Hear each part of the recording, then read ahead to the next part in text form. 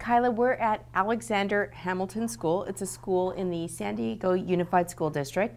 How does a school like this make it on a list of potentially dangerous buildings? All it takes is the fact that there are buildings on this campus that were built between 1950 and 1978. And in 1978, there were major upgrades made to the building code that related to seismic safety. And so in 1999, the legislature passed a law telling the agency that oversees school construction to review buildings built during that period to see if they lived up to the standards that were built into those 1978 code upgrades. And they reviewed the plans that they had on file and separated those buildings into two categories. The first category was likely to perform well in major earthquakes, and that was around 2,000 buildings fell into that category. And the second category was buildings that it was unknown if they would live up to those standards, and that was about 7,500 buildings across the state. And that was just based on the type of construction. So here in San Diego County, how many buildings do we have in those categories? It's about 320 fell into the unknown safety category. What happened with this list and what happened with all of these buildings?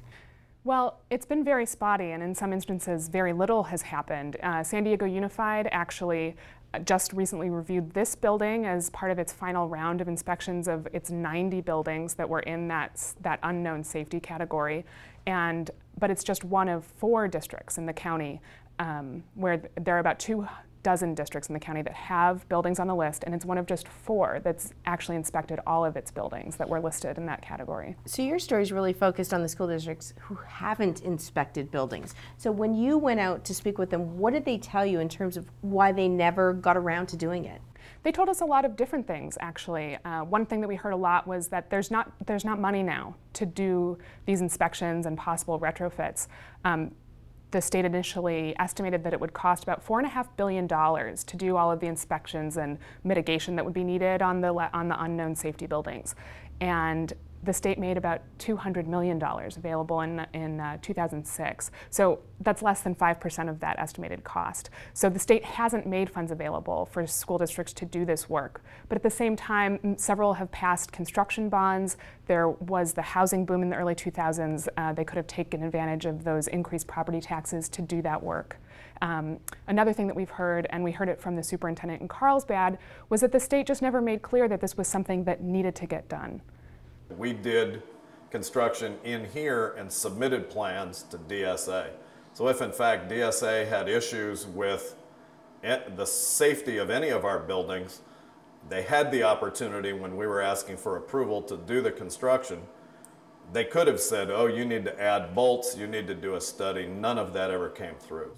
In your research, the school districts that did actually inspect their buildings, did they find any of them that really weren't safe, or did they all sort of get the passing grade? Certainly they did. Some were indeed safe, and some needed retrofits. One in the Grossmont High School District, they had to vacate that building because they deemed that it was so unsafe.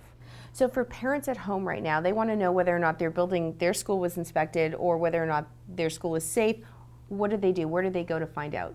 They can go to our website, kpbs.org. We have a map there of the 320-some buildings that were on the list in San Diego County, and we've updated their status to the best of our knowledge. We did a lot of records requests and found out which ones were inspected, which ones weren't, which have been demolished. And so after that, they can go to their school district administrators and ask that something be done if their school buildings haven't been inspected. KPBS reporter Kyla Calvert, thanks a lot for doing this. Great story. Thank you.